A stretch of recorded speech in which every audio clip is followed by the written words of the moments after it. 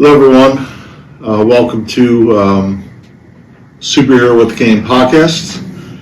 My name is Michael O'Grady, and this is actually our first official podcast.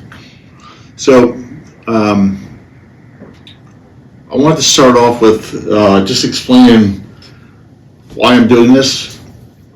I was officially diagnosed with MS in fall of 2012. That's after years, probably 5-6 years of misdiagnosis, Lyme disease, Epstein-Barr, and yeah, I was officially diagnosed with, my doctor said it was relapsing remitting, but on my way to secondary progressive. He thought I was already crossing over to that mode, which I'll get into it a little bit. So, yeah, I was a salesperson. I was a business owner.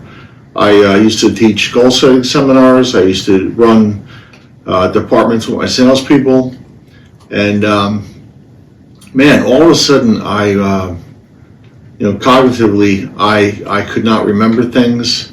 The fatigue was unbelievable. That was hitting me. I used to go into people's homes and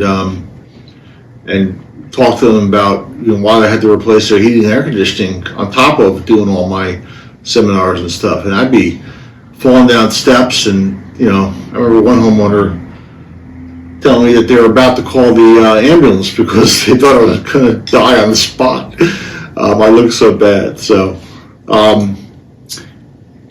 And so the purpose of me doing this podcast, I wrote a book a few years back. You can see the banner over there, A Dab with MS, Some Superheroes Have a Cape and a Cane.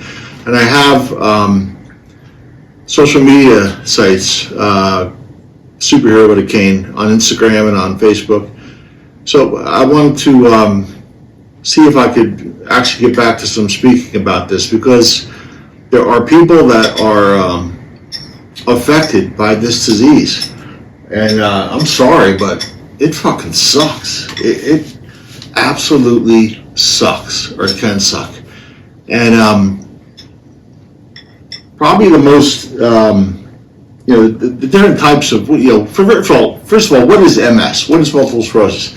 It is the demyelination of your nervous system. Your nervous system starts in your brain, goes down through your spine, and controls everything. So what happens is your body attacks itself. So you can picture, like behind me is a thermostat on the wall. If you pull that thermostat off the wall, there's wires, and copper wires, and on the wires there's a plastic coating. Well, think about your nervous system like that. Your nervous system has a coating on it, and your body attacks it, so the coating becomes exposed, the nerve becomes exposed.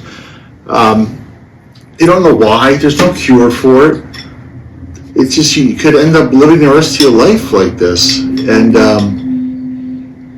man, it is confusing. I remember finally, after all my misdiagnosis, I found a doctor. Through the grace of God, I found someone who had a doctor. Their wife was sick with MS, and I was actually meeting with an attorney because things had gotten so bad for us that I was seeking an attorney's help with what to do next. So as I'm sitting there at lunchtime, falling asleep at lunch, he's like, "Dude, what is wrong with you?" And I started explaining the issues I had been having, which was, major fatigue, cognitive dysfunction. I try to remember stuff, and I would make me fall asleep, feeling like my head was in a bubble, a cognitive fog, bubblehead, I call it. So he actually set me up with a doctor who finally, through MRIs, Dr. Jalbert from Robert Wood Johnson, thank God for Dr. Jalbert. MRIs, he saw the lesions on my brain and in my spine. I had to have a spinal tap spinal tap from hell, which we'll talk about at a later date, where they found that my spinal fluid had all the proteins in it that you need for MS. Yay me. So yeah, he's the one that officially diagnosed me with MS. And man, it was confusing. It was confusing as hell. You don't know what to do. I was already had progressed. I was to the point where I'm entering this secondary progressive phase, and I really want you to talk to somebody. I remember, you got to talk to somebody else that has MS. I'm sorry, but it doesn't work that way. I talked to this guy. I think he was in Ohio, and he's telling me how, he gets a little tired. He works from home, but he goes and takes a nap, and then he's good. Well, that wasn't me. I mean, I was falling down. Could not sit there and think straight without falling asleep. How long do I attempt to try to work? It was just so many questions that go through your head.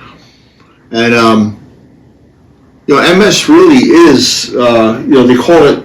Sorry, I'm looking at my notes here because I forget everything. So MS, multiple sclerosis, really is a snowflake disease, they call it, where it's, every snowflake is different. Every person with MS, even though you may have some of the same symptoms, your disease is very different. So, what are the different types of MS? I'm sorry, I don't mean to bore you with all this, but for you people that don't have MS, but fuck it, I have to explain. There's relapsing remitting, which is the most popular type of MS, where you may have issues. Maybe it's a problem with seeing, maybe it's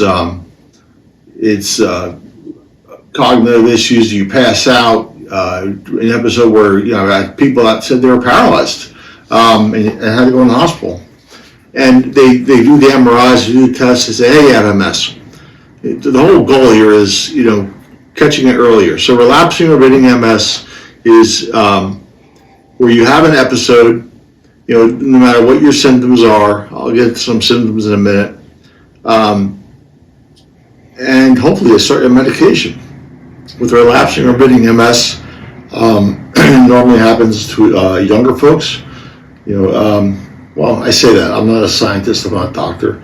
I'm kind of going off of what I know from all my support groups and social media sites I chat on. But if you have relapsing remitting MS, it is the most popular form of MS.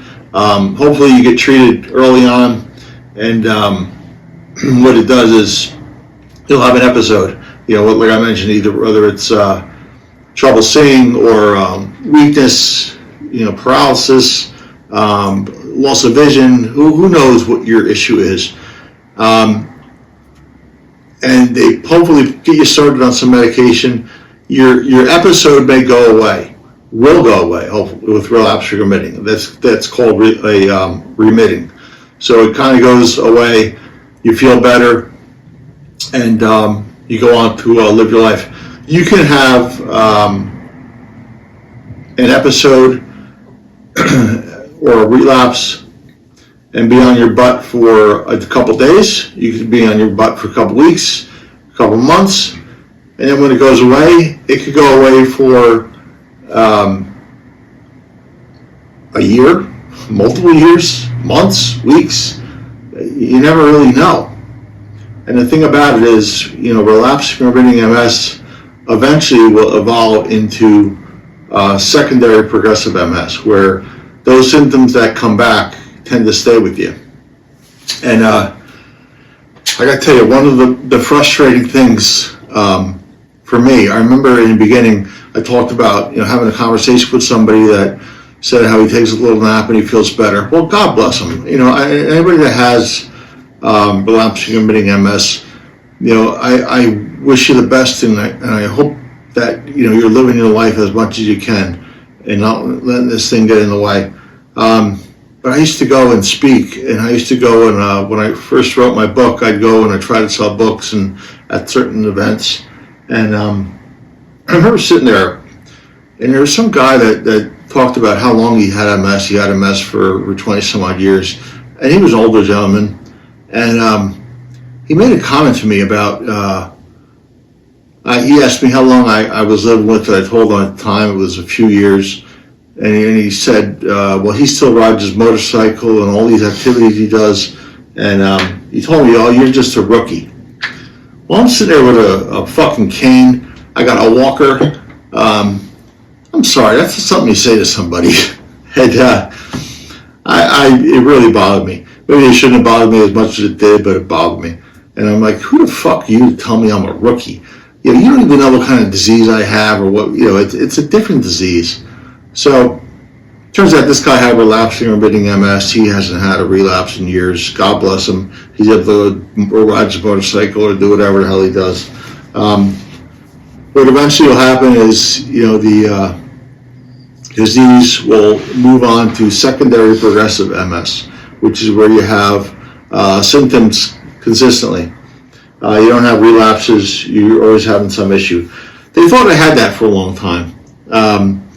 They thought I was living with secondary progressive MS, and turns out I'm not. I ended up. I had to move on after. You can.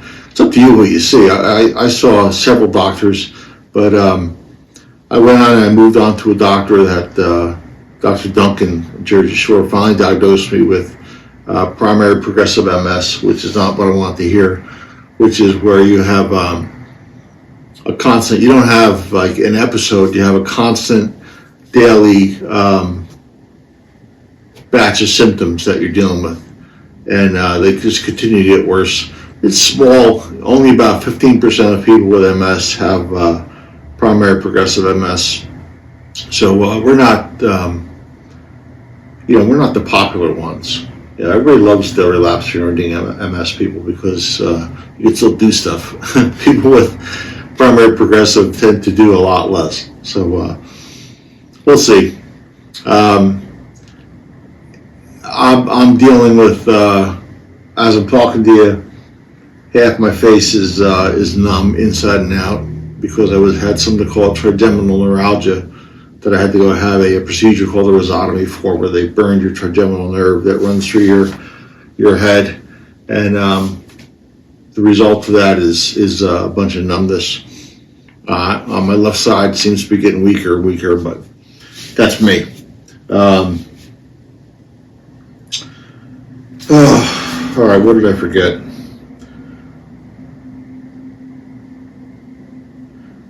So, this disease affects your daily life. This isn't meant to be a downer, but if you're getting hit with symptoms, the symptoms affect everything you do. For me, it's weakness on my one side, cognitive issues, fatigue, bladder and bowel issues, gait issues where you're dizzy. So, and everybody's different. Everybody is, I'm sorry, I'm distracted because I'm looking at my son's computer and there's two rabbits doing it on the stickers, on the computer. So, yeah, that's what I'm looking at right now. Forgot about that one. That's all right. How we doing on time?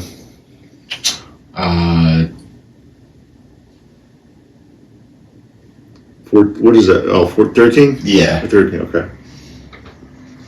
So, something that, how does MS affect you? Here's something that I think we all have to decide, and I'll probably eventually do a podcast on this subject by itself, but like, when do you stop working? What do you do with your life? Because, like, for me, my life revolved around, I was a big, Tony Robbins guy. I'd get up in the morning and do my power clap and focus on my goals, and I'd go to the gym, and I'd be at work by 6:30, and I'd work till 7, 8 o'clock at night. I worked, half day Saturday and even Sunday sometimes if I had to. So I didn't, my goal was always to do what I had to do for my family. And I knew that by hard work, I was good at sales, and I was good at teaching sales, and I knew by working my butt off, I could provide for my family. And that didn't, the money I needed to make to support my family, there's 5 of us, my wife Michelle, Mikey, Sean, and Shannon. We bought a big house right at the time I got, right before I got diagnosed. Well, a few years before I got diagnosed, I was having issues though. So, what do you do? Do you keep working? I remember I went from owning my own business to running a company to having to go work for a company, and it was a nightmare. I never had a boss. I was the boss. And I'm like, how long can I keep this up? Like, I'm sleeping on the side of the road, and finally, I eventually, after it became dangerous for me to continue to try to work with all the falls, and I think I totaled my car on the way home one night. I'm looking at my son because I forgot about that. My memories are very good. So, on the way home one night, I fell asleep and totaled my truck, and call it a truck, the SUV Explorer. And I remember the adjuster calling me and talking to me about it.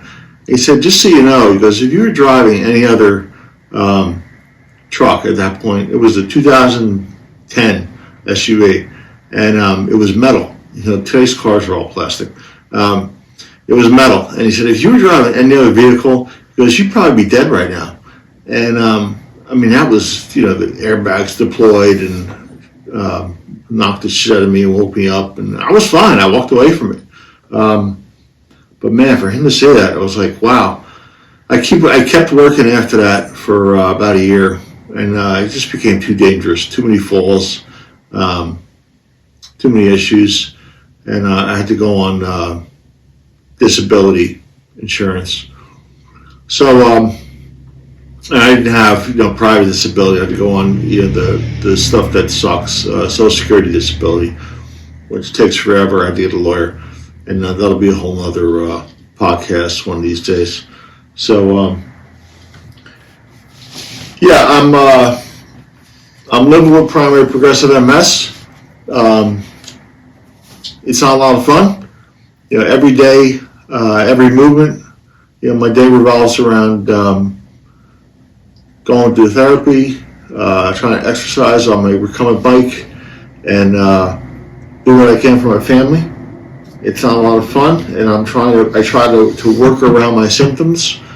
I use a cane and a walker full time, and that's what this disease has dealt me. It doesn't mean it's going to deal you that. All I can say is this: keep your head up. Even if you're living with relapse remitting, make the most out of your life that you can, and do as much as you can, and don't live your life around what this disease is giving you. If you have relapsing remitting and you're in that remitting part where you're actually feeling pretty good, make some good decisions about how you want to live your life. So I think I'm going to wrap it up. That'll be the end of podcast number 1, and I look forward to seeing you all on podcast number 2. Have a great day.